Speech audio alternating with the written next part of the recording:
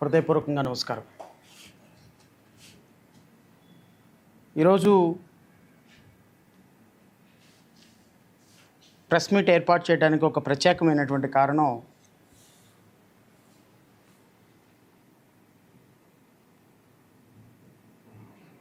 ఈ దేశంలో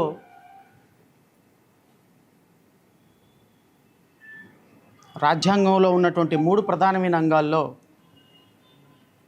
అత్యంత బాధ్యతాయుతమైనటువంటి రంగం, మొత్తం రాజ్యాంగాన్ని మొత్తాన్ని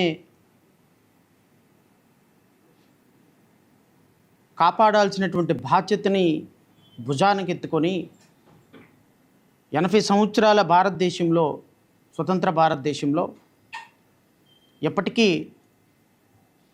ఈ ప్రజాస్వామ్యం మీద కొద్దో గొప్ప గౌరవం నిలబెట్టగలుగుతున్నటువంటి బాధ్యతను మోస్తున్నటువంటి రంగం జ్యుడిషియరీ. ఈ సందర్భంగా మీతో ఒక మాట కూడా నేను షేర్ చేయాలి. ఆంధ్రప్రదేశ్ రాష్ట్రంలో కానీ, భారతదేశంలో కానీ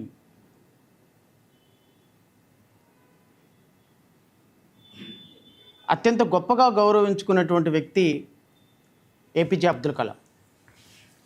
ఏపీజే అబ్దుల్ కలాం గారి మాటలు ఒకసారి మనం వింటే, ఈ దేశంలో ప్రజల అంతిమ హోప్, ఫైనల్ హోప్ అంటే ఇక చివరి నమ్మకం ఉన్నది ఒక్క జ్యుడిషియరీ మీదే అని. ఏ రోజైతే జ్యుడిషియరీ మీద నమ్మకం కోల్పోతామో ప్రజాస్వామ్యం అంతటితో అంతరించిపోతుంది అని చెప్పినటువంటి ఒక మహనీయుడు మాటలు ఈ సందర్భంగా మేము రాష్ట్ర ప్రజలకు మరొకసారి గుర్తు చేస్తాం. ఒక దేశ అత్యున్నతమైనటువంటి సుప్రీంకోర్టులో కూర్చొని ఈ దేశ యువతని, ఈ దేశంలో ఉన్నటువంటి నిరుద్యోగాన్ని స్పృశించి పాలకులుగా ఓట్లు వేయించుకొని వాళ్ళని బానిసలుగా మార్చి, రాజకీయ నాయకులు కేవలం ఓట్లతోనే రాజకీయాలు నడుపుతూ ఎంత సంపాదించాము అంటే, మన తరతరాలు కూర్చొని సంపాదించిన తరగని ఆస్తిని సంపాదిస్తున్న రాజకీయ నాయకుల్ని, ఈ దేశ యువతకు ఉద్యోగాలు కల్పిస్తామని చెప్పి అధికారంలోకి వచ్చిన రాజకీయ నాయకుల్ని పల్లెత్తి మాట అనకుండా అలాంటి వాళ్ళని పెట్టని గోడవలే కాపాడుతూ యువతని బొద్దింకలు అని అభివర్ణించినటువంటి ఈ దేశ ప్రధాన న్యాయమూర్తి నోటు నుంచి జాలువారినటువంటి ఆ పదాల సాక్షిగా పుట్టినటువంటి కాక్రోచ్ జనతా పార్టీ ప్రభంజనం ఒక్కసారి దేశ ప్రజలందరూ కూడా గమనించుంటారు. ఈరోజు ఈ సందర్భంగా నేను ఎందుకు న్యాయ వ్యవస్థ పట్ల, న్యాయ వ్యవస్థ ఉన్నతి పట్ల, న్యాయ వ్యవస్థలో ఒక 25 సంవత్సరాల సుదీర్ఘ అనుభవం కలిగినటువంటి, యాజ్ ఎ లాయర్గా, యాజ్ ఎ జడ్జిగా సుదీర్ఘ అనుభవం కలిగినటువంటి, అటాచ్మెంట్ ఉన్నటువంటి ఈ వ్యవస్థ గురించి మాట్లాడాల్సి రావటం, ఈ వ్యవస్థ గురించి కొన్ని అంశాలు మీతో పంచుకోవాల్సి రావటం నాకు కొంచెం ఇబ్బందికరంగా అనిపించినప్పటికీ కూడా తప్పనిసరి పరిస్థితుల్లో, విధిలేని పరిస్థితుల్లో ప్రభుత్వాలకి, ప్రభుత్వ అధికారులకి, ప్రభుత్వ పెద్దలకి, జ్యుడిషియరీకి మధ్య ఉన్నటువంటి సంబంధాన్ని ప్రజలు చర్చించుకుంటున్న విధానం పట్ల ఈరోజు ఖచ్చితంగా రాష్ట్ర ప్రజలతో మాట్లాడాలి అనే ఉద్దేశంతోనే ఈరోజు ఈ ప్రెస్ మీట్ ఏర్పాటు చేశాను. ఈ సందర్భంగా నేను మీతో షేర్ చేసుకోవాల్సినటువంటి ఒక అంశం, న్యాయ వ్యవస్థ పట్ల రాష్ట్ర ప్రజలకి, సామాన్యుడికి ఉన్నటువంటి అభిప్రాయం ఏంటి? ఎందుకు ఈ అభిప్రాయం ప్రతిరోజు, ప్రతి క్షణం, ప్రతి నిమిషం సన్నగిల్లిపోతూ ఉంది? కోర్టుల్లో న్యాయమూర్తులు ఇచ్చేటువంటి తీర్పులు దేనికి అతీతం అయితే అని నేను అనుకోను. కానీ నేను మాట్లాడుతున్నటువంటి మాటలు ఎవరికీ కూడా అపార్థాలు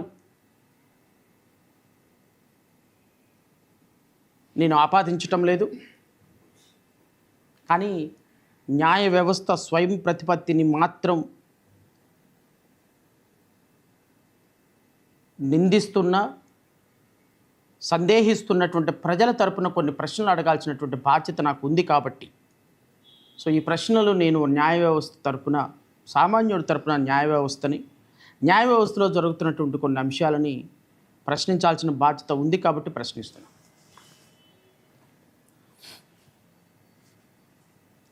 ఒక 4-5 రోజుల క్రితం నేను ఒక న్యూస్ ఆర్టికల్ చూశాను పేపర్లో. ఆంధ్రప్రదేశ్ లోకాయుక్తగా జస్టిస్ మల్లికార్జున గారి నియామకం దాదాపు ఖరారైపోయింది. అయితే మల్లికార్జున గారి నియామకం ఇంకా అధికారికంగా ప్రకటించాల్సింది. అయితే ఈ లోకాయుక్త సంబంధించి కేవలం జస్టిస్ మల్లికార్జున గారిని మాత్రమే ఎందుకు ఎన్నుకోవాల్సి వచ్చింది అనేటువంటి అంశాల మీద భిన్నాభిప్రాయాలు ఉన్నాయి. ఆ వీడియో మీద మొట్టమొదటిసారిగా, ఆ అపాయింట్మెంట్ మీద మొట్టమొదటిసారిగా జేబీఎం భారత్ పార్టీ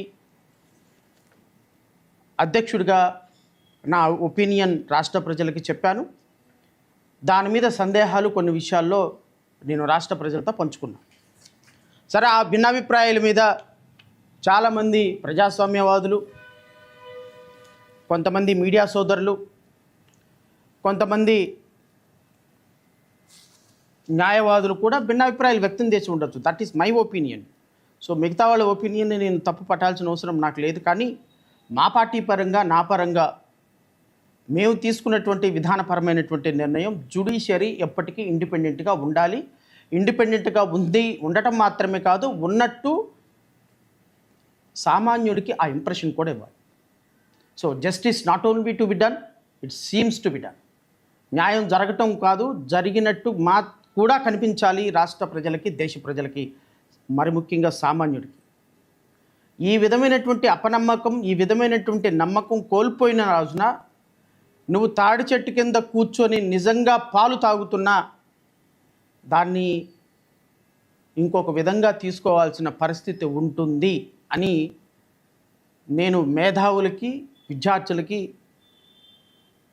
ఈ సమాజ స్వరూపం బాగుండాలి అనుకునే వారికి నేను తెలియపరుస్తున్నా.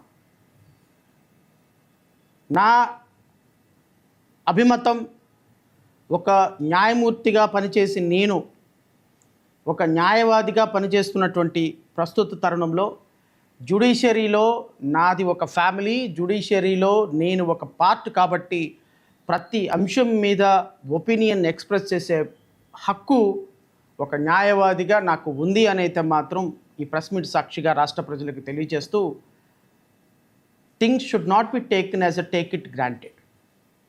మేము అధికారంలో ఉన్నాం కదా, మాకు అధికారం ఉంది కదా, మా చేతిలో పెన్ను ఉంది కదా, మా చేతిలో రాజ్యాంగం ఉంది కదా, మేము ఏం చేసినా కూడా చెల్లిపోతుంది అనేటువంటి వ్యవస్థలో నుంచి మార్పు మొదలయ్యింది అని గౌరవనీయులైనటువంటి జడ్జిలు గ్రహించాల్సిందే, గౌరవనీయులైనటువంటి పాలకులు గ్రహించాల్సిందే, ఈ రాష్ట్రాన్ని పరిపాలిస్తున్నటువంటి ప్రజాప్రతినిధులు కూడా గమనించాల్సిందే.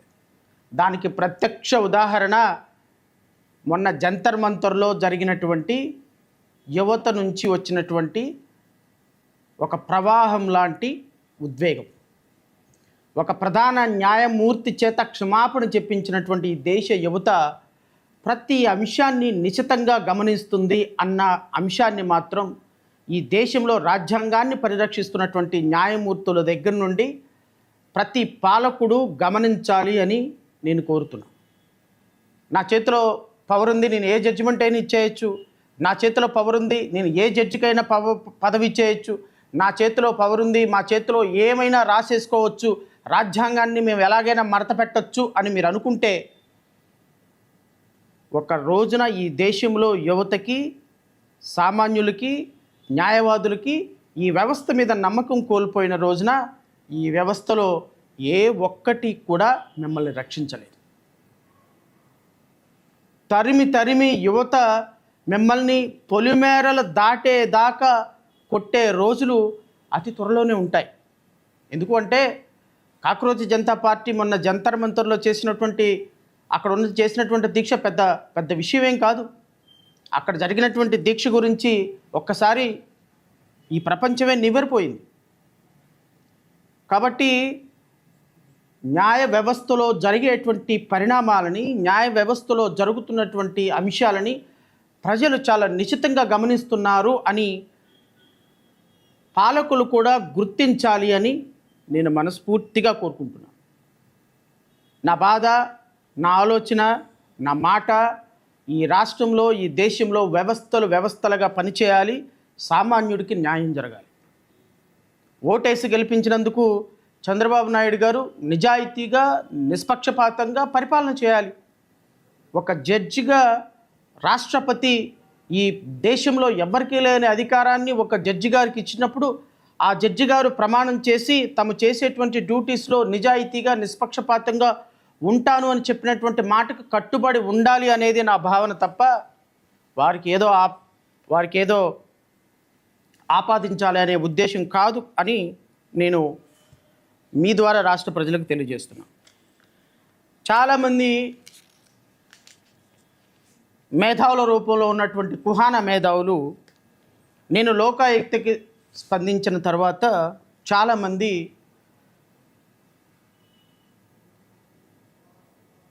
వాళ్ళ అభిప్రాయాలు చెప్తూ కొన్ని వీడియోలు చేశారు.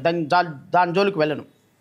అసలు లోకాయుక్త ఎందుకు ఇంత ఇంపార్టెంటు ఈ దేశంలో, ఈ రాష్ట్రంలో, ఆంధ్రప్రదేశ్ రాష్ట్రంలో ఎందుకు లోకాయుక్త మీద ఇంత సీరియస్గా చర్చ జరుగుతుంది? లోకాయుక్త ఎందుకు అపాయింట్మెంటు ఇంత కఠినంగా ఉండాల్సిన పరిస్థితి ఉంది, ఇంత కామెంట్లు జరుగుతున్నాయి అనే దాని మీద నేను రాష్ట్ర ప్రజలకు ఒక వివరణ ఇస్తాను.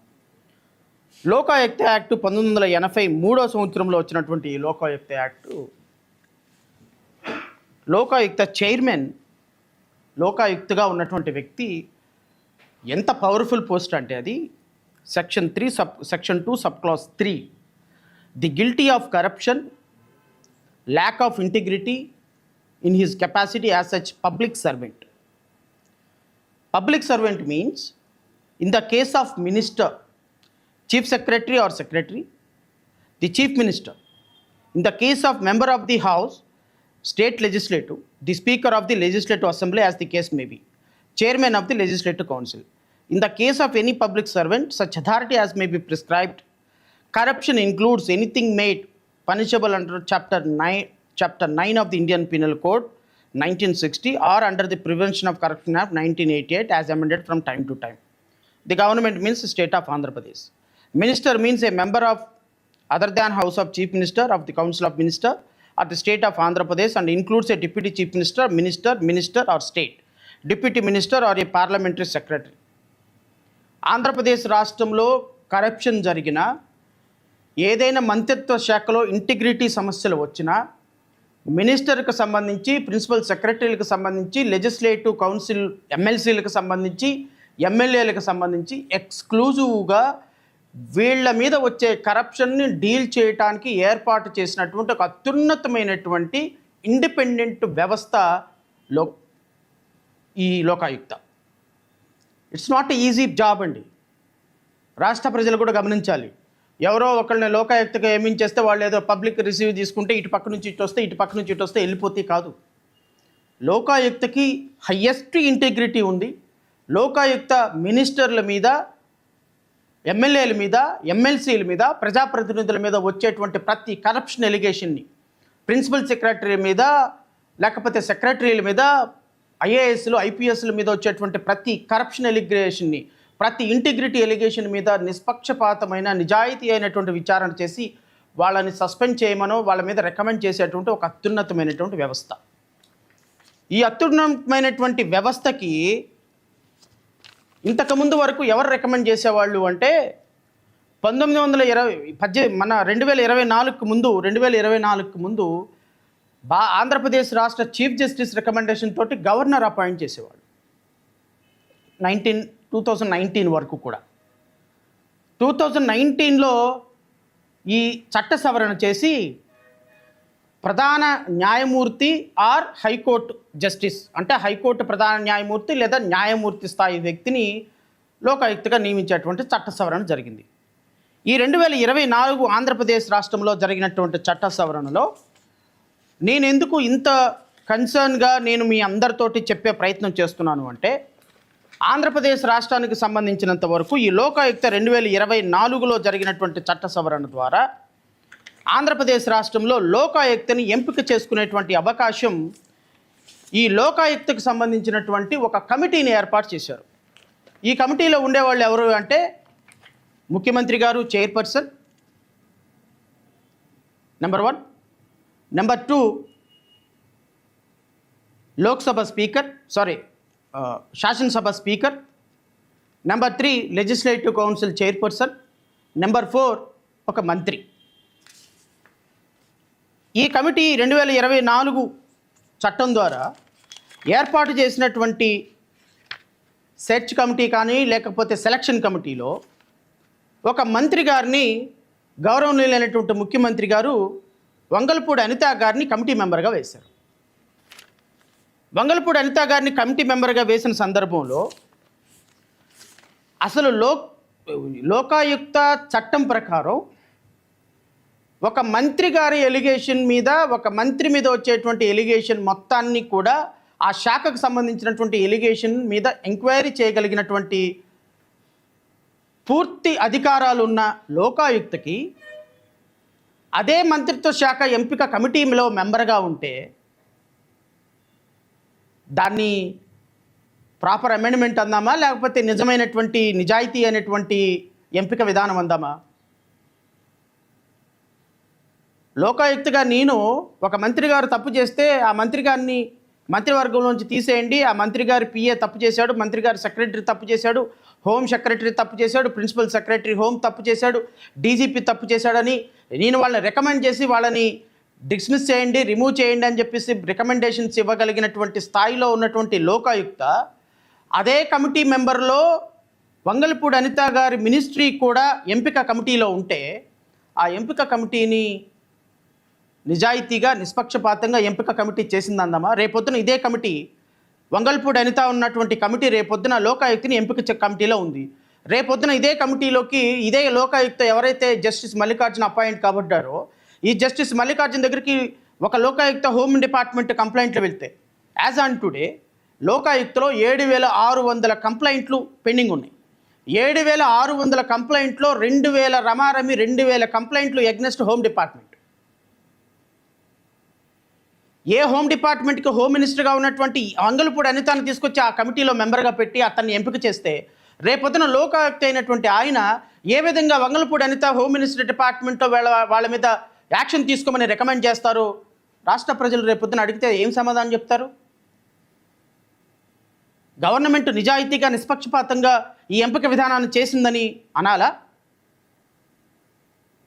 Chief justice of Andhra Pradesh high court నిర్ణయిస్తే దాన్ని గవర్నర్ అపాయింట్మెంట్ చేసి ఒక శాంటిటీ ఉంటుంది, ఒక నిజాయితీగా రేపొద్దున ఏదైనా మంత్రి మీదో లేకపోతే ఒక డిప్యూటీ చీఫ్ మినిస్టర్ మీదో ఏదైనా ఆరోపణ వచ్చినప్పుడు ఆ లోకాయుక్త నిజాయితీగా ఏదైనా ఒక పని చేయడానికి అవకాశం ఉన్న సందర్భంలో ఎవరి మీద అయితే కంప్లైంట్ వస్తే వాళ్ళది ఎంటర్టైన్ చేయాలో ఆవిడని కమిటీలో మెంబర్గా పెడతారా? ఎవరి మీద అయితే ఎవరి మీద అయితే ఆరోపణలు వస్తే వాళ్ళని ఎంపిక చేయాల్సినటువంటి డిప్యూటీ స్పీకర్ని ఆ కమిటీలో పెడతారా? ఎవరి మీద ఆరోపణలు వస్తే వాళ్ళ మీద నేను తీసుకోవాల్సిన కౌన్సిల్ ఆఫ్ ది చైర్మన్ని పెడతారా? సరే, ముఖ్యమంత్రి గారిని అంటే వదిలేద్దాం. ముఖ్యమంత్రి గారికి ఈ చట్టంలో సవరణ ఉంది కాబట్టి ముఖ్యమంత్రి గారు ఎక్స్క్లూడ్ ఫ్రమ్ ది కరప్షన్. ముఖ్యమంత్రి గారు కరప్షన్ చేయరంట. ముఖ్యమంత్రి గారికి కరప్షన్ చేసిన లోకాయుక్తకి అధికారం లేదు కాబట్టి 1983 యాక్ట్లోనే ముఖ్యమంత్రి గారిని ఎక్స్క్లూడ్ చేశారు కాబట్టి ఓకే, ముఖ్యమంత్రి గారు కమిటీ చైర్మన్గా ఉందా అనుకుందాం.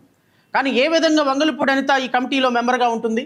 రేపొద్దున లోకాయుక్తగా ఎన్నిక కాబడిన జస్టిస్ మల్లికార్జున దగ్గర ఉన్న 2,500 2,300 కంప్లైంట్లో హోమ్ డిపార్ట్మెంట్ మీద ఏం యాక్షన్ రికమెండ్ చేస్తాడు అని రాష్ట్ర ప్రజలు అడిగినప్పుడు సమాధానం చెప్పి తీరా. నెంబర్ 2, 2024లో లోకాయుక్త ఖాళీ ఏర్పడింది. 2024 నుంచి ఈ లోకాయుక్తని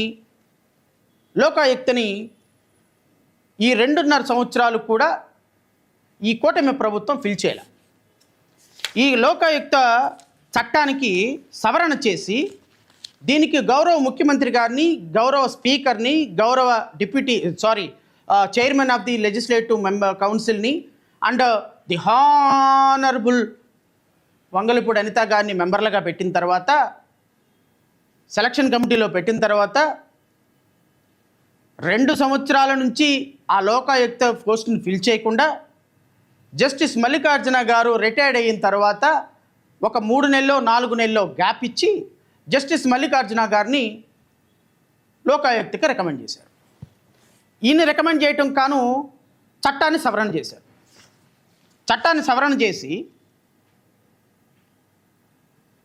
యాక్ట్ నెంబర్ 16/2024 ఈ చట్టాన్ని సవరణ చేసి ఈ చట్ట సవరణలో ముఖ్యమంత్రి గారిని చైన్ మార్గా పెట్టుకొని 2024లో రిటైర్డ్ అయినటువంటి 2026లో రిటైర్డ్ అయినటువంటి జస్టిస్ మల్లికార్జున గారిని, జనవరిలో రిటైర్డ్ అయినటువంటి మల్లికార్జున గారిని తీసుకొచ్చి లోకాయుక్తగా ఎంపిక చేశారు.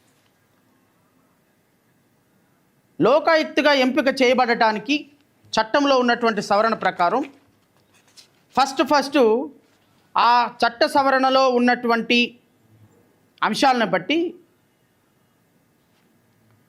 ఈ లోకాయుక్తకి ఎంపిక చేయబడటానికి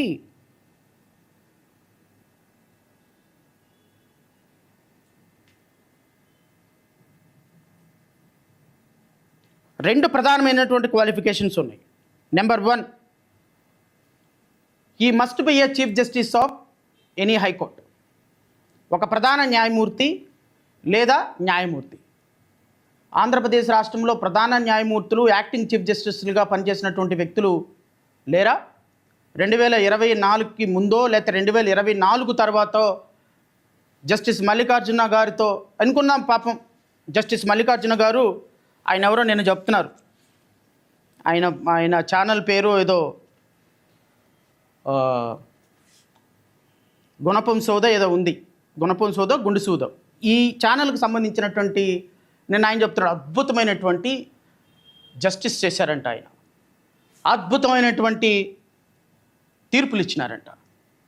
జస్టిస్ మల్లికార్జున గారి నియామకం నిజంగానే మీరు ఎక్స్పీరియన్స్ తోటి తీసుకుంటే, మల్లికార్జున గారు పనిచేసింది hardly 2.5 years as a high court జడ్జిగా. జస్టిస్ మల్లికార్జునరావు గారితో పాటుగా రిటైర్డ్ అయినటువంటి జస్టిస్లు, 14 సంవత్సరాలు పనిచేసినటువంటి జస్టిస్లు, 13 సంవత్సరాలు పనిచేసినటువంటి జస్టిస్లు, 7 సంవత్సరాల సీనియారిటీ ఉన్నటువంటి జస్టిస్లు, 12 సంవత్సరాల సీనియారిటీ ఉన్నటువంటి జస్టిస్లు, 4 జస్టిస్లు ఉన్నారు. అద్భుతమైనటువంటి క్యారెక్టర్. ఏ రోజు కూడా ఎవరి దగ్గర ఇంత ఎలిగేషన్ ఫేస్ అయిన ఎక్స్పీరియన్స్ ఉన్నటువంటి జస్టిస్లు అందరినీ పక్కన పెట్టాల్సినటువంటి అవసరం ఏందో రాష్ట్ర ప్రజలు మాలాంటి న్యాయవాదులు అడిగినప్పుడు సమాధానం చెప్పాలి. 14 సంవత్సరాలు 15 సంవత్సరాలు హైకోర్టు జడ్జిలుగా పనిచేసినటువంటి వ్యక్తుల అనుభవాన్ని పక్కన పెట్టి 2.5 సంవత్సరాలు పనిచేసినటువంటి వ్యక్తి యొక్క అనుభవాన్ని పరిగణలోకి తీసుకోవడానికి సెలక్షన్ కమిటీ చేసినటువంటి ఎక్సర్సైజ్ ఏందో నాకైతే తెలీదు. మరి ఆ సెలక్షన్ కమిటీకి కూడా తెలుసో లేదో అన్న సంగతి కూడా నాకు తెలియదు. కాన్స్టిట్యూషనల్ కోర్టులో 15 సంవత్సరాలు న్యాయమూర్తులుగా పనిచేసి అదే పీరియడ్లో 2026, 23, 24, 25లో రిటైర్డ్ అయినటువంటి వ్యక్తుల్ని అప్పటి ప్రధాన న్యాయమూర్తి, ఆంధ్రప్రదేశ్ హైకోర్టు ప్రధాన న్యాయమూర్తి రికమెండ్ చేసినా కూడా ఆయన అపాయింట్మెంట్ని పక్కన పడేసి ఈయన రిటైర్డ్ అయ్యేంత వరకు ఆగటానికి కారణం ఏంటో ఖచ్చితంగా రాష్ట్ర ప్రజలకు చెప్పాలి. ఒకవేళ మీరు ఎక్స్పీరియన్స్నే ప్రామాణికంగా తీసుకుంటే, రాజ్యాంగ స్ఫూర్తినే ప్రామాణికంగా తీసుకుంటే, ఈయన కంటే కూడా అద్భుతంగా పనిచేసిన 14, 13 సంవత్సరాలు పనిచేసినటువంటి వ్యక్తుల్ని అప్పటి చీఫ్ జస్టిస్ రికమెండ్ చేసిన సందర్భం కూడా ఉన్న సందర్భంలో మీరు వాళ్ళని పక్కన ఎందుకు పెట్టారో ముఖ్యమంత్రి చంద్రబాబు నాయుడు ఖచ్చితంగా రాష్ట్ర ప్రజలకు సమాధానం చెప్పి తీరాలి కదా. న్యాయాన్ని ఇటుపక్క, ధర్మాన్ని ఇటుపక్క, సమాజాన్ని నెత్తి మీద పెట్టుకొని న్యాయాన్ని 4 పాదాలను నడిపించే గౌరవ ముఖ్యమంత్రి చంద్రబాబు నాయుడు గారు మీరు నిజాయితీగా, నిష్పక్షపాతంగా కలెక్టర్ల మీటింగ్లో, ఎస్పీల మీటింగ్లో అద్భుతమైనటువంటి స్పీచ్లు ఇచ్చి న్యాయం ఎలా ఉండాలి, ధర్మం ఎలా ఉండాలి, రాజ్యాంగం ఎలా ఉండాలని బల్ల కింద చేయబెట్టినట్టుంది మీరు చేసే పనులు. మీరు మీ మనస్సాక్షిని అడగండి. మీరు ఈ అపాయింట్మెంట్ని దేనికోసం చేశారు? మీ స్కిల్ కుంభకోణంలో బెయిల్ ఇచ్చినందుకు మీరు ఇతనికి నజరానాగా లోకాయుక్తగా మీరు అపాయింట్ చేస్తారు. చట్టాన్ని సవరణ చేసి చీఫ్ జస్టిస్ ఆఫ్ ఇండియా వేరే వాళ్ళని రికమెండ్ చేసిన 14-15 సంవత్సరాల ఎక్స్పీరియన్స్ ఉన్న మాజీ జస్టిస్ని పక్కన పడేసి, యాక్టింగ్ చీఫ్ జస్టిస్లుగా పనిచేసిన వాళ్ళని పక్కన పడేసి, మీరు ఈ రోజున 2.5 సంవత్సరాలు జడ్జిగా పనిచేసినటువంటి ఒక వ్యక్తికి మీరు లోకాయుక్త ఉన్నటువంటి అత్యున్నతమైన పదవిని ఇవ్వటానికి కారణం మీ స్కిల్ కుంభకోణంలో మీకు బెయిల్ ఇచ్చినందుక అనేటువంటి ప్రశ్న వచ్చినప్పుడు దీనికి మీరు సమాధానం రాష్ట్ర ప్రజలకు చెప్పి తీరాలి, సామాన్య ప్రజలకు చెప్పి తీరాలి, న్యాయవాదులకు చెప్పి తీరాలి. మీ యొక్క ఎంపికని మీరు జస్టిఫై చేసుకోవాల్సిన బాధ్యత మీకు ఉన్నది అని నేను జేబీఎంరావు భారత పార్టీ తరపు నుంచి మిమ్మల్ని స్పష్టంగా ప్రశ్నిస్తున్నాను. ఇంకా కొంచెం లోతుకెళ్తా. ఇంకా కొంచెం లోతుగా వెళ్తా. దయచేసి రాష్ట్ర ప్రజలు కూడా క్షమించాలి నన్ను. ఎందుకంటే గౌరవ ముఖ్యమంత్రి గారు మాజీ ముఖ్యమంత్రిగా ఉన్న సందర్భంలో, అరెస్ట్ అయిన సందర్భంలో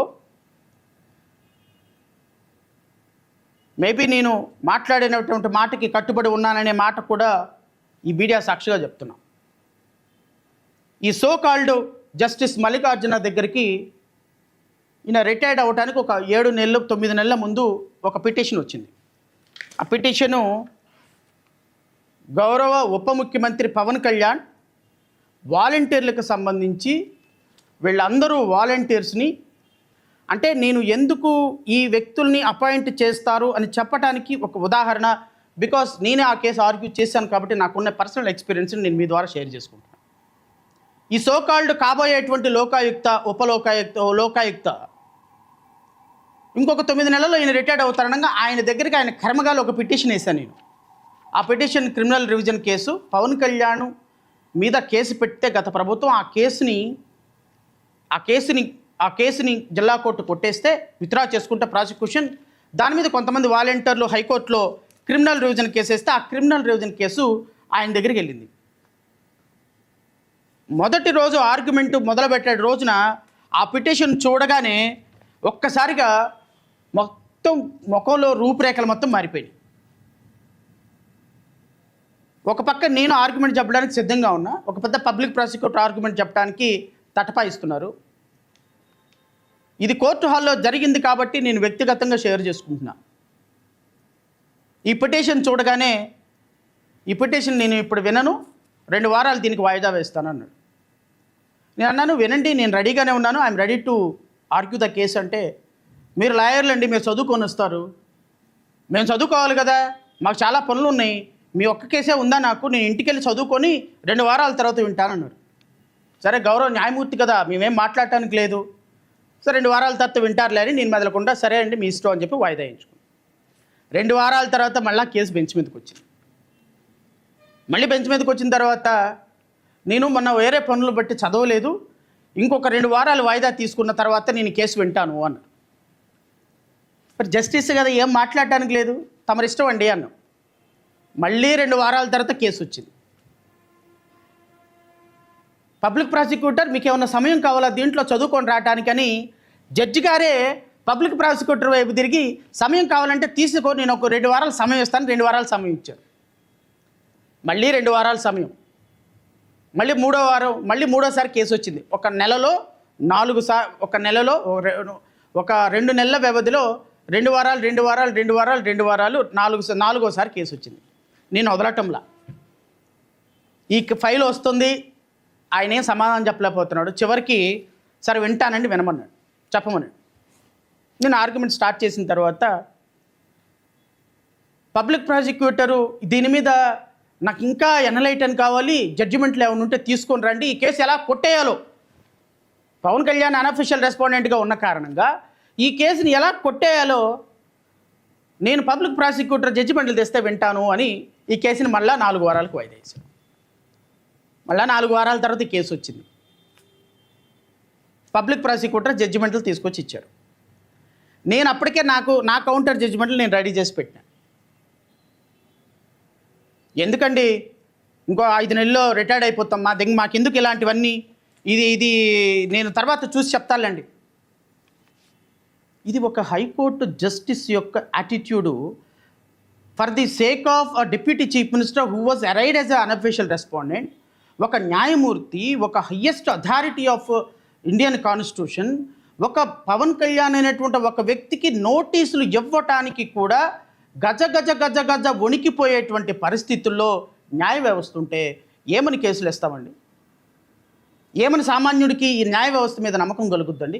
నోటీసులు ఇవ్వటానికి, శిక్ష వేయటం కూడా కాదు, నోటీసులు ఇవ్వటానికి.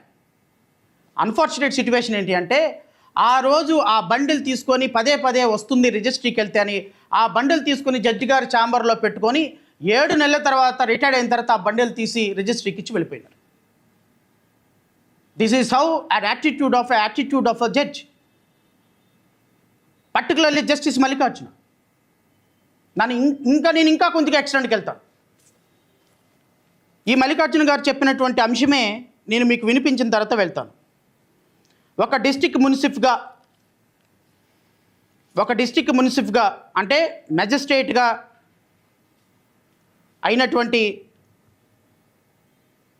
ఈ జడ్జి గారు హైకోర్టు జస్టిస్ ఎలా అయ్యారో ఆయనే చెప్తున్నాడు, వినండి ఒకసారి. And the guidance extended by the bar. To be very honest, I never expected to become a judge of this court.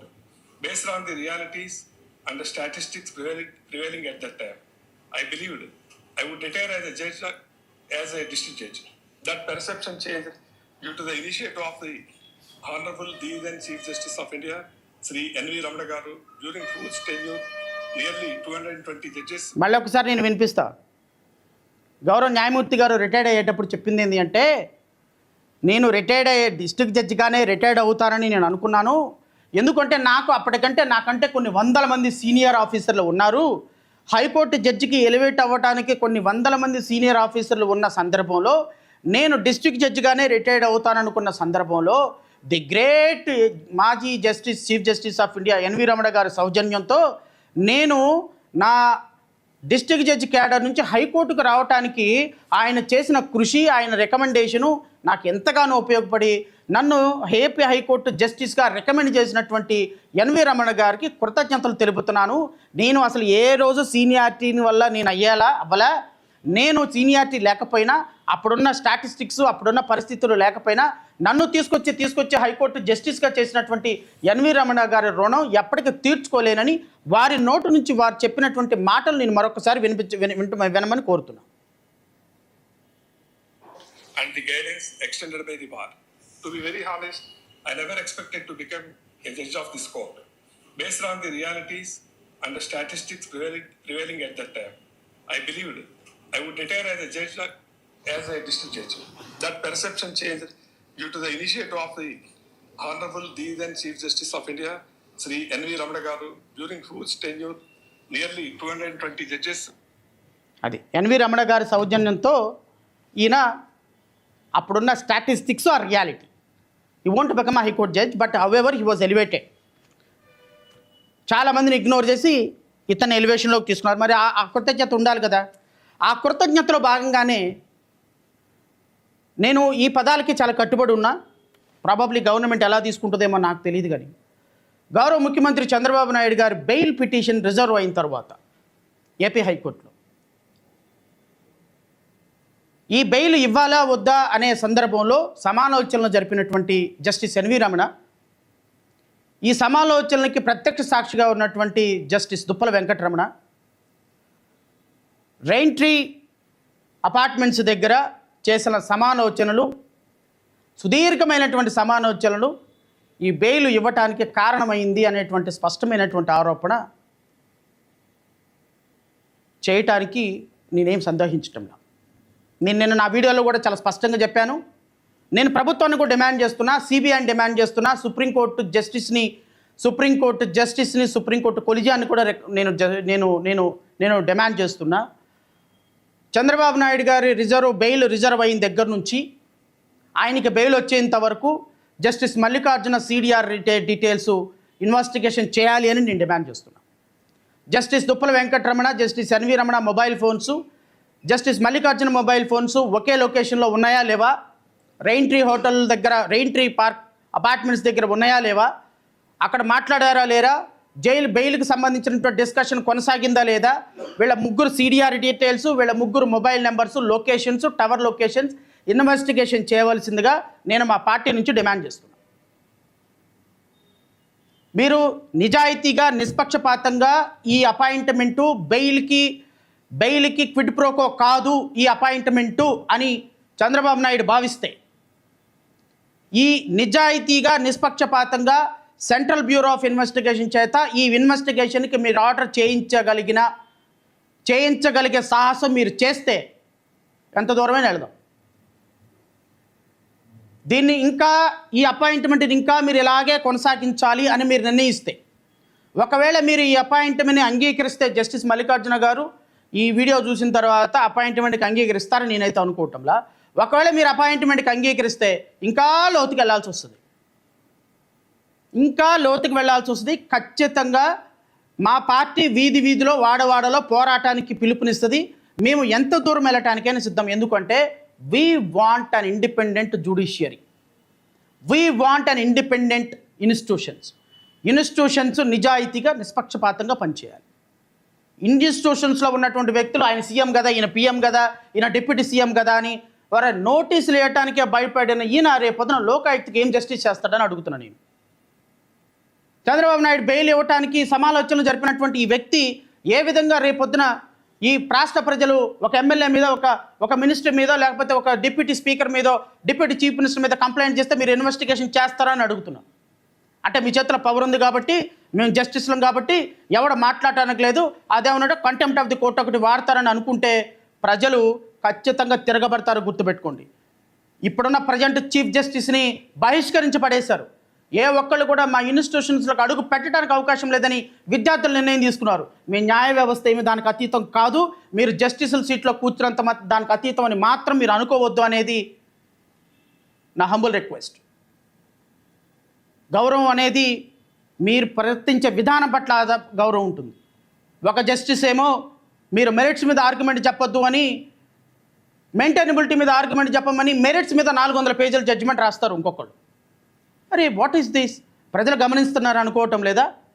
2.5 సంవత్సరాలు పనిచేయని ఒక వ్యక్తికి 14-15 సంవత్సరాలు జస్టిస్లను పక్కన పడేసి మీరు ఈరోజు మీ బెయిల్ ఇచ్చిన కారణంగానే మీరు ఈరోజు అతనికి ఈ పదవి ఇస్తున్నారనేది రాష్ట్ర ప్రజల్లో ఖచ్చితంగా ఒక అభిప్రాయం ఉంది. ఈ అభిప్రాయాన్ని ఖచ్చితంగా మేము తీసుకొని వెళ్తాం బలంగా.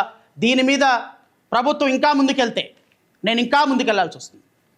జస్టిస్ మల్లికార్జున గారు నిజంగా కనుక ఈ పదవిని యాక్సెప్ట్ చేస్తే, ఈ పదవి రాజకీయ ప్రయోజనాలతోటి అతనికి పదవి ఇస్తే, ఈ దేశంలో ఈ రాష్ట్రంలో ఇన్స్టిట్యూషన్స్ అన్నీ ఇప్పటికే సర్వనాశనం అయిపోయినాయి. ఇంకా we won't allow institutions to further damage at all. దీని మీద ఎంత సీరియస్గా పోరాటానికైనా, ప్రాణాలకు తెగించైనా సరే దీన్ని ప్రజల్లో చర్చకు పెడతాం. చంద్రబాబు నాయుడు క్విడ్ ప్రోకో విధానాన్ని ప్రజల ముందు ఎండగడతాం. మీరు ఇష్టం వచ్చినట్టు మీరు ముఖ్యమంత్రులు అయిపోతే, ఆయన జస్టిస్లు అయిపోతే, మీకు ఆయన బెయిల్ ఇచ్చేస్తే, మీకు ఆయన కేసులు కొట్టేస్తే తీసుకుని వెళ్ళిపోయి జస్టిస్ లోకాయుక్త పదవులు ఇచ్చేస్తారా? ప్రశ్నించేవాడు ఎవరు లేడా? ప్రశ్నించడానికి జనాలు లేరా? కేసులు పెడితే భయపడతారా?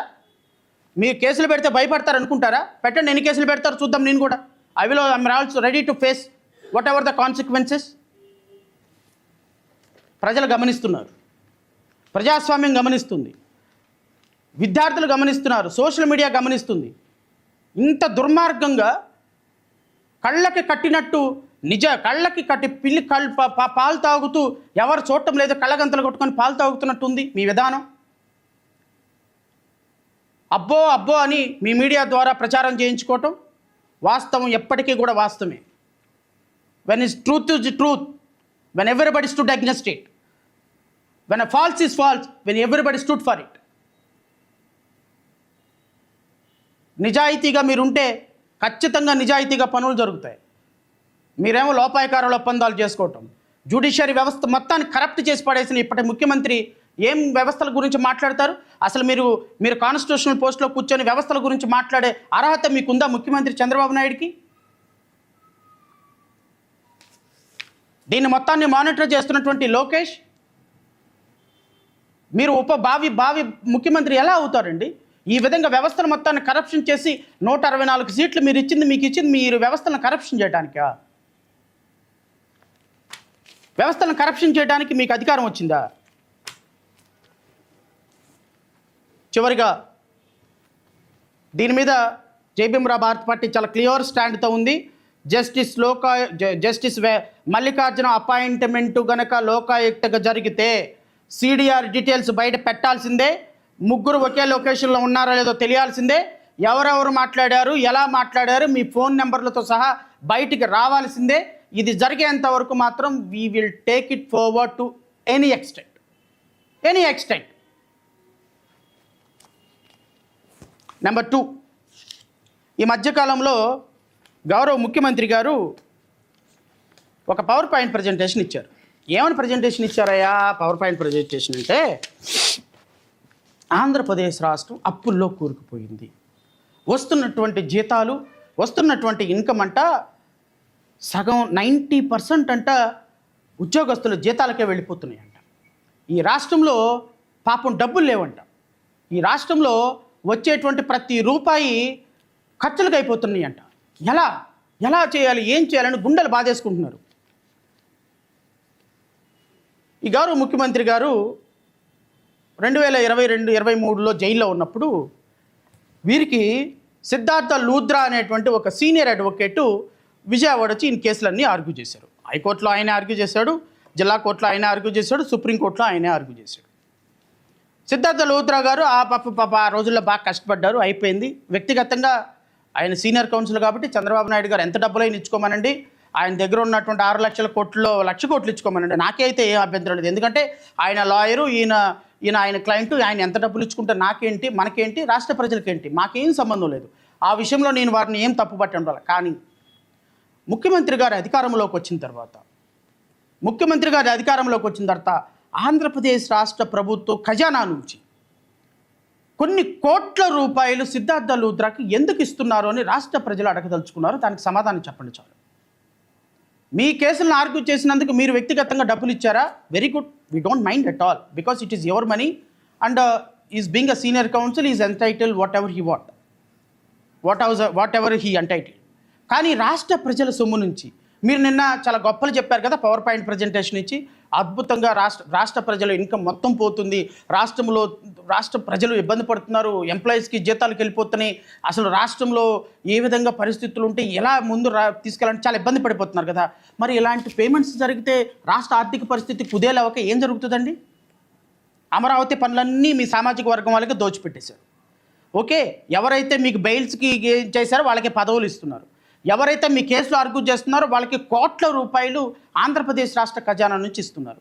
నేను ఈ 2024 రాష్ట్ర ప్రభుత్వం అధికారంలోకి వచ్చిన తర్వాత సిద్ధార్థ లూథ్రా గారికి ఆయనకి ఎంత డబ్బులు ఇచ్చారనేది మీకు రాష్ట్ర ప్రజలకి చెప్పే ప్రయత్నం చేస్తా. మరి ఇంత డబ్బులకి రాష్ట్ర ప్రజల ఖజానా నుంచి ఎలా ఇస్తున్నారో ముఖ్యమంత్రి గారు నాకు తెలీదు, అధికారులు తెలీదు.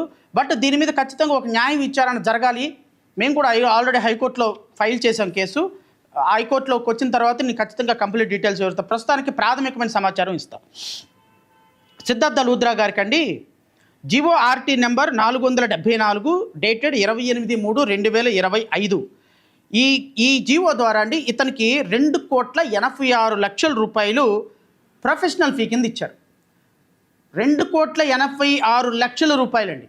ఒక్క కేసు అటెండ్ అయినందుకు నేను మీకు ఈ జీవో కూడా ఒక్కసారి చదివి వినిపిస్తా. క్రైమ్ నెంబర్ 650/2021 ఈ కేసులోనంట ఆయన 16/7/2024 అప్పీర్ అయినారంట. ఆ రోజు 75 లక్షలు ఇచ్చారు. ఒక కేసులో ఒక అపీరెన్స్కి 75 లక్షలు. తర్వాత 5351/2024 డేటెడ్ 23/7/2024లో ఆన్లైన్లో అప్పీర్ అయినారంట, దానికి 20 లక్షలు ఇచ్చారు. 5354/2024 డేటెడ్ 2/8/2024న మళ్ళీ ఆన్లైన్లో అప్పీర్ అయ్యి ఆర్గ్యుమెంట్ చెప్పారంట ఒక 2 నిమిషాలు, దానికి 10 లక్షల రూపాయలు ఇచ్చారు. 5303/2024 డేటెడ్ 8/8/2024న మళ్ళీ ఆయన ఆన్లైన్లో అప్పీర్ అయ్యారంట, దానికి 10 లక్షలు ఇచ్చారు. అంటే వెరసి ఆయనకి 75 లక్షలు, 20 లక్షలు, 10 లక్షలు, 10 లక్షలు, 10 లక్షలు ఒక కేసులో అప్పీర్ అయినందుకు. డేటెడ్ 4645/2024 డేటెడ్ 26/7/2024లో 1, 2, 3, 4 సార్లు అప్పీర్ అయ్యారంట. 4 సార్లు కూడా 60 లక్షల రూపాయలు పే చేశారు. 5293/2024లో 8/8/2024లో అప్పీర్ అయ్యారంట, అది కూడా 65 లక్షలు పే చేశారు. ఏది ఒక జీవో ద్వారా ఆయనకి ఇచ్చినటువంటి అమౌంట్ 2,86,00,000 రూపాయలు. Number 1. Number 2 GO RT number 1600 అండి. ఇది 13/10/2025 ఇష్యూ చేశారు.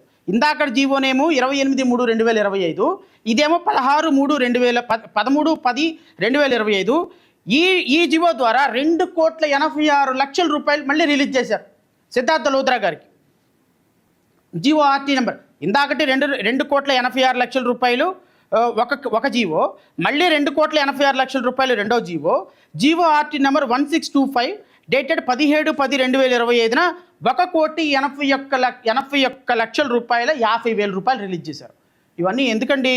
ఒక కేసు కంట అప్పీర్ అయ్యి my lord kindly take it the matter next adjournment అన్నారంట, దానికోసం 1,81,00,000 రూపాయలు. జీవో ఆర్టీ నెంబర్ 104 డేటెడ్ 28/1/2026 ఈ జీవో ద్వారా 1,10,00,000 రిలీజ్ చేశారండి సిద్ధార్థ లూద్రా గారికి. GO RT number 1768 dated 24/11/2025. ఈ జీవో ద్వారా 93,50,000 రూపాయలు రిలీజ్ చేశారు. GO RT number 102 dated 28/1/2026. ఈ జీవో ద్వారా 77 లక్షల రూపాయలు ఆయనకి రిలీజ్ చేశారు. GO RT number 1588 dated 10/10/2025.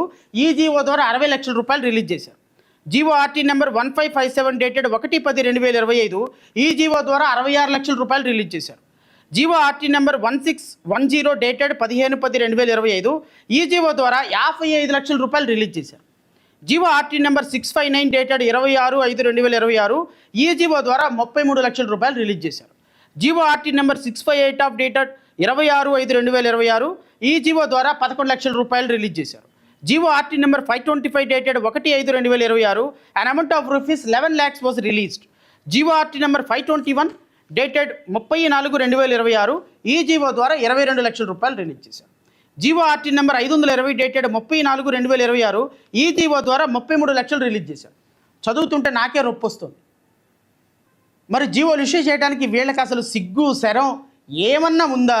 రాష్ట్ర ప్రజల ఖజానా ఒక లాయరు కేవలం చంద్రబాబు నాయుడు గారి కేసులో ఆర్గ్యూ చేసి ఉన్నాడన్న కారణంగా ప్రజాధనాన్ని ఈ విధంగా మిస్యూజ్ చేసి ఇస్తూ వీళ్ళు పత్తిత్తి కబుర్లు రాష్ట్ర ఆర్థిక వ్యవస్థ గురించి చెప్తుంటే రాష్ట్ర ప్రజలు ఏమైనా గమనించాలో? ఒక న్యాయవాదిగా ఒక 5,000 రూపాయలు 10,000 రూపాయలు కేసుకి వస్తే ఎంత సంతోషపడతామంటే క్లయింట్ పాపం కష్టపడి తీసుకొచ్చాడా ఎంత బాధపడినా ఒక న్యాయవాదిగా తమ్ముళ్ళు అన్నలు న్యాయవాదులు చూస్తుంటాం జిల్లా కోర్టులో నెలకు వచ్చేసరికి 15,000-20,000 రూపాయలు సంపాదించేటప్పటికి చాలా కష్టపడతారు. అంటే సోకాళ్ళు ఒక ముఖ్యమంత్రి గారి కేసు ఆర్గ్యూ చేస్తే నేను ఈ డబ్బులన్నీ సీనియర్ కౌన్సిల్కి ఇవ్వటాన్ని తప్పు పట్టడం లేదండి. ఈ డబ్బులన్నీ మీ సొంత డబ్బులుగా ఇచ్చుకోండి. చంద్రబాబు నాయుడు గారు మీ అబ్బాయి సంపాదించిన డబ్బులు లంచాలు తీసుకొని సంపాదిస్తున్నాడు, కోట్లు రోజుకు 100 కోట్ల పైన వస్తున్నాయి, దాంట్లో నుంచి ఇవ్వండి. What is wrong? రాష్ట్ర ఖజానా నుంచి మీరు ఎవరు ఇవ్వటానికి? రాష్ట్ర ఖజానా అంటే నా డబ్బేనండి. నేను పెట్రోల్ కొట్టించుకుంటా, నేను సబ్బు కొన్నా, ఉప్పు కొన్నా, నిప్పు కొన్నా, నీరు కొన్నా, పెట్రోల్ కొన్నా, నా ఆర్థిక సంపద నా దగ్గర నుంచి వచ్చేటువంటి ఆర్థిక సంపద అది.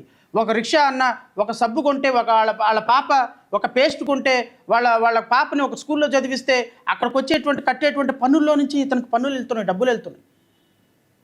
ముఖ్యమంత్రి గారు వేదాలు వల్లిస్తారు, ఉపనిషత్తులు చెప్తారు, లేకపోతే ఆయనలాగా ప్రవచనాలు చెప్తారు, కోటేశ్వరరావు గారు లాగా. ఆ ప్రవచనాలు కబుర్లేనా? వాస్తవాలకు వద్దా? ఇలాంటి వ్యక్తుల్ని ఎన్నుకున్నారు రాష్ట్ర ప్రజలు అంటే ఒకసారి ఆలోచించండి.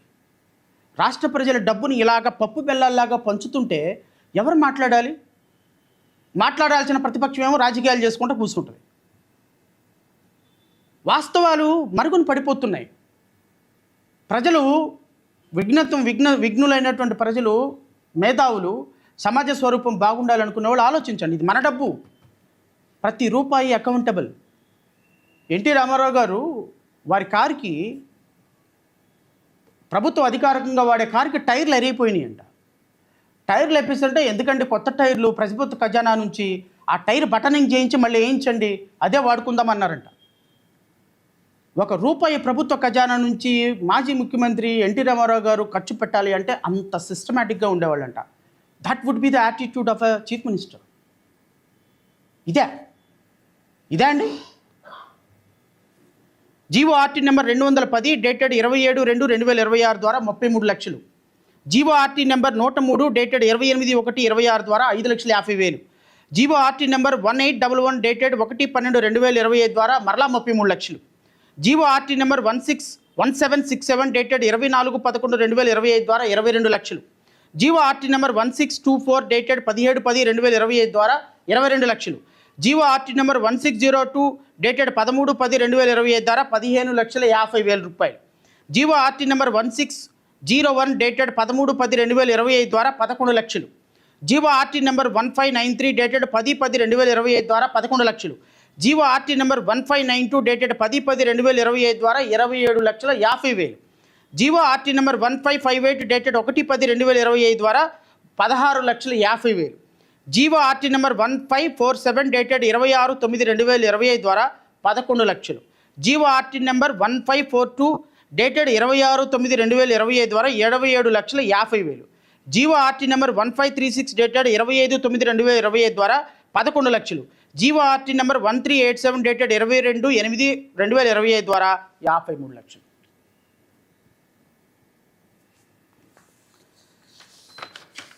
ఒక న్యాయవాదికి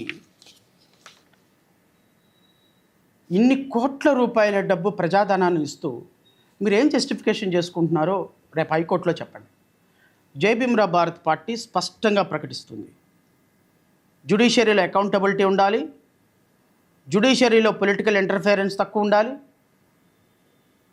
రాష్ట్ర ఖజానాకు సంబంధించిన ప్రతి రూపాయి మీద ప్రజల అకౌంటబిలిటీ, పాలకుల అకౌంటబిలిటీ ఉండాలి. You people are custodians of the properties, not real owners. రాష్ట్ర బడ్జెట్కు వచ్చేటువంటి డబ్బుల్లో ఏది దేనికి వాడాలో అని మీరు కేవలం నిర్ణయం తీసుకునే అధికారం ఉంది తప్ప మీ ఇష్టం వచ్చినట్టు బడ్జెట్ని మీ పర్సనల్ యూసేజెస్కి వాడకూడదు. వాడటాన్ని తీవ్రంగా పరిగణిస్తున్నాం. ఆంధ్రప్రదేశ్ రాష్ట్రంలో ఉన్నటువంటి లా ఏందండి? ఇది కూడా నేను చదివి వినిపిస్తా. GO RT number 214 dated 11/8/2022. ఈ జీవో ద్వారా రాష్ట్ర ప్రభుత్వం సీనియర్ కౌన్సిల్స్కి ఎంత పే చేయాలో ఒక జీవోని ఇష్యూ చేసుకున్నారు 2022 సంవత్సరంలో. ఇది నేను చేసిన ఇంటర్ప్రిటేషన్ కాదు. చాలామంది మేధావులు అడగొచ్చు, ఏంటంటే తప్పు, సీనియర్ కౌన్సిల్ అద్భుతంగా చంద్రబాబు నాయుడు కేసు ఆర్క్యూ చేసి ఆయన్ని బయటకు తీసుకొచ్చారు, ఆయనకి కొన్ని కోట్ల రూపాయలు ఇస్తే తప్పే ఉంటుందని. తప్పేం లేదండి, తప్పేం లేదు. ఓకే అనుకుందాం, మీ సొంత డబ్బులు కాదు, ఖజానా నుంచి ఇద్దాం అనుకున్నాం. ఖజానా నుంచి ఎలా ఇవ్వాలో కూడా ఒక జీవో రాసుకున్నారు కదా మీరు. ఈ జీవో పేరు చెప్తా: engagement of senior council by Andhra Pradesh secretariat department to defend in complicated cases before the honourable high court of Andhra Pradesh. ఈ కేసెస్లో చేసుకున్నప్పుడు క్లాస్ 5 సబ్ క్లాస్ డి ఏం చెప్తుందో చూపిస్తా. The secretary shall also mention the amount propose to be paid to the senior council albeit within the ceiling amount of 3 lakhs per case to defend all the respondent in this case. At any rate, ఒక కేసులో maximum amount 3 lakhs. ఒక కేసులో maximum amount 3 lakhs. ఈరోజు ఒక కేసుకి ఒక కేసులో నేను అప్పీర్ అయినా, ఇది వాయిదా పడి రెండో కేసు వచ్చింది, రెండో వాయిదాకు వచ్చింది, అది వాయిదా పడి మూడోసారి వచ్చింది, అది వాయిదా పడి నాలుగోసారి వచ్చింది. ఎన్నిసార్లు నువ్వు కేసు కట్టండి అయినా మ్యాక్సిమం నీకు ఆ కేసులు ఇవ్వాల్సింది 3 లక్షల రూపాయలే యాజ్ పర్ ది రూల్స్ ప్రకారం. ఒక్కొక్క అపీరెన్స్కి 75 లక్షల రూపాయలు. ఎవడబ్బు సొమ్మండి? ఎవడబ్బు సొమ్మండి? చెప్పండి సమాధానం రేపు హైకోర్టులో. రాష్ట్ర ప్రభుత్వం మళ్ళీ అసెంబ్లీలో శుద్ధపస కబుర్లు ఆడతారు మీరు. అచ్చెన్నాయుడు ఒక ఆయన ఆంబోతులాగా రంకెలేయటం తప్ప రాష్ట్ర ప్రజల కన్సర్న్స్ లేదు. అనితాకి కల్చరల్ యాక్టివిటీస్ మీద ఉన్నటువంటి దృష్టి అడ్మినిస్ట్రేషన్ మీద ఉండదు. డబ్బు సాయంత్రానికి ఎంత సంపాదించుకుందాం అన్న దాని మీద తప్ప మిగతా పాలిటిక్స్, మిగతా రాష్ట్ర ప్రజల సంక్షేమం మీద నారా లోకేష్కి ఉండదు. ఎప్పుడెప్పుడు ఏ హాస్పిటల్కి వెళ్దామా, ఎప్పుడెప్పుడు ఏది చెకప్ చేయించుకుందామని ఉప ముఖ్యమంత్రి గారికి తప్ప రాష్ట్ర ప్రజలకు సంబంధించినంత వరకు ఏ విధమైనటువంటి కన్సర్న్ లేదు. ఇలాంటి వ్యక్తులను 164 సీట్లు ఇచ్చి మనం ఎన్నిక చేసుకుంది. రాష్ట్ర ప్రజలు ఒకసారి ఆలోచించండి, మేధావులు ఆలోచించండి. ఈ దేశానికి, ఈ రాష్ట్రానికి ఒక నిజాయితీవంతమైనటువంటి పరిపాలన కావాలి. ఈ రాష్ట్రంలో ఆల్టర్నేటివ్ ప్రభుత్వం రావాలి. ఈ ప్రభుత్వాన్ని ఇలాగే పరిపాలించి జగన్మోహన్ రెడ్డి ఆ పాత ప్రభుత్వంలో నిరంజన్ రెడ్డి అనేటువంటి వ్యక్తికి ఒక అపీరెన్స్కు 96 లక్షల రూపాయలు ఇచ్చారు. ఆ రోజు కూడా ప్రశ్నించాం మేము. రూల్ ప్రకారం ఒక అడ్వకేట్కి పేమెంట్ జరగాలి పబ్లిక్ ఎక్స్చెకర్ నుంచి. Public money is not yours money, public money is for the public. కాబట్టి ప్రజలారా, ఇలాంటి వ్యక్తుల్ని ఎన్నుకుంటే మన బిడ్డల భవిష్యత్తు, మన భవిష్యత్తు, ఒక రోజుకి మనుషుల్ని తిని చంపుకొని తినే పరిస్థితికి తిండి లేక ఈ రాష్ట్రాన్ని నాశనం చేసే పరిస్థితి వస్తుంది. ఇప్పటికే 3 పూట్ల తినడానికి సామాన్యుడికి తిండి లేదు. ఎందుకు లేదు అంటే బికాస్ ఆఫ్ దీస్ ఫెలోస్. ఒక్కొక్క వ్యక్తి మీద 50 లక్షల రూపాయల, పుట్టే బిడ్డ మీద 5 లక్షల నుంచి 7 లక్షల రూపాయల అప్పు ఉంది. ఒక అడల్ట్ మీద 50 లక్షల రూపాయల అప్పు ఉంది. 11 లక్షల కోట్ల రూపాయలు అప్పు చేసి నాశనం చేసి వెళ్ళిపోయినారు. మనం ఇంకా ఏం పట్టకుండా తెలుగుదేశం, వైఎస్ఆర్సీపీ, జనసేన దేనికోసం? ఈ 2.5 సంవత్సరాలు అవుతుంది పవన్ కళ్యాణ్ రూపంలో ఒక్క చిన్న డెవలప్మెంట్ యాక్టివిటీ రాష్ట్రంలో జరగల. కాబట్టి ప్రజలు ఆలోచించండి. There must be an alternative. గవర్నమెంట్లు మారాలి. ఇలాంటి దుర్మార్గులకి పొయ్యిలో నుంచి పెనం మీద, పెనంలో నుంచి పొయ్యి మీద. రాష్ట్ర ప్రజలు కూడా 1924 జగన్మోహన్ రెడ్డి ప్రభుత్వం బాగాలేదు, ప్రభుత్వం బాగాలేదని 24లో వీళ్ళకి 164 సీట్లు ఇస్తే, వీళ్ళ ప్రభుత్వం బాగా మళ్ళీ జగన్కి ఇస్తే, మళ్ళీ 5 సంవత్సరాలు జగన్ నాశనం చేస్తే, 14 నుంచి 19 దాకా చంద్రబాబు నాయుడు నాశనం, 19 నుంచి 24 వరకు జగన్ నాశనం, 24 నుంచి 29 వరకు చంద్రబాబు నాయుడు నాశనం, 29 నుంచి 34 మళ్ళీ జగన్ నాశనం. వాళ్ళ నాశనం, వీళ్ళ నాశనం, వీళ్ళ నాశనం, వాళ్ళ నాశనం. అల్టిమేట్గా పోతుంది పబ్లిక్, అల్టిమేట్గా నాశనం అవుతుంది మన భవిష్యత్తు, అల్టిమేట్గా నాశనం అవుతుంది మన బిడ్డలు, అల్టిమేట్గా పోతుంది మన భావితరం భవిష్యత్తు. ఆలోచించండి. ఒక మంచి వ్యక్తి ముఖ్యమంత్రిగా రావాలి.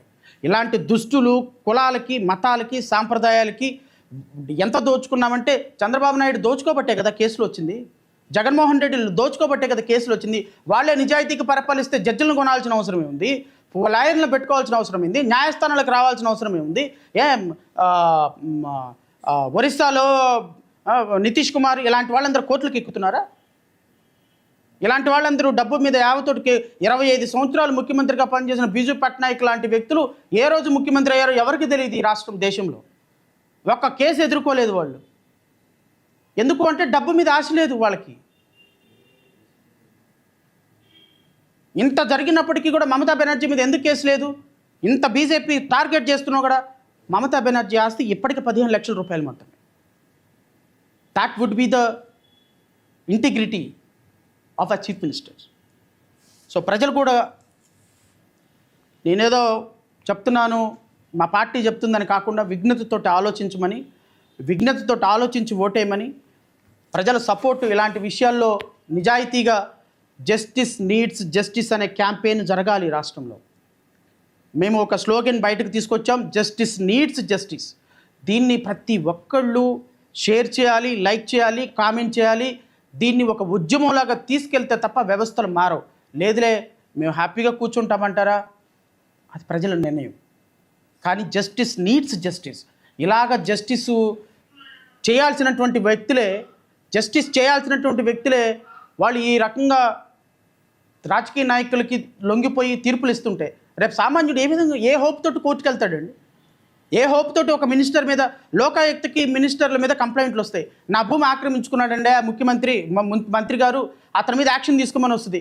ఆ మంత్రి గారే పాయకరావుపేటలో హోమ్ మినిస్టర్ కొన్ని 100 ఎకరాలు ఆక్రమించింది.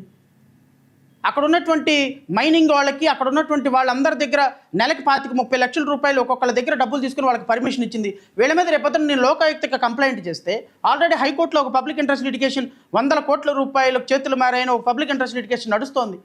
బొలిశెట్టి సత్య గారు, జనసేన ఆయన వేసింది నాకు తెలిసినంత వరకు, సబ్జెక్ట్ టు కరెక్షన్. మరి ఆ లోకాయుక్త మీద, వంగలపూడి అనిత మీద కంప్లైంట్ చేస్తే లోకాయుక్త ఎలా యాక్ట్ చేస్తారు? వంగలపూడి అనిత గారే అతన్ని నియమించినప్పుడు. సో కాబట్టి ప్రజలు విజ్ఞతతో ఆలోచించమని మనస్ఫూర్తిగా కోరుకుంటూ, నాకు ఈ అవకాశం ఇచ్చిన మీ అందరికీ హృదయపూర్వకంగా నమస్కారాలు తెలియజేసుకుంటూ జై హింద్.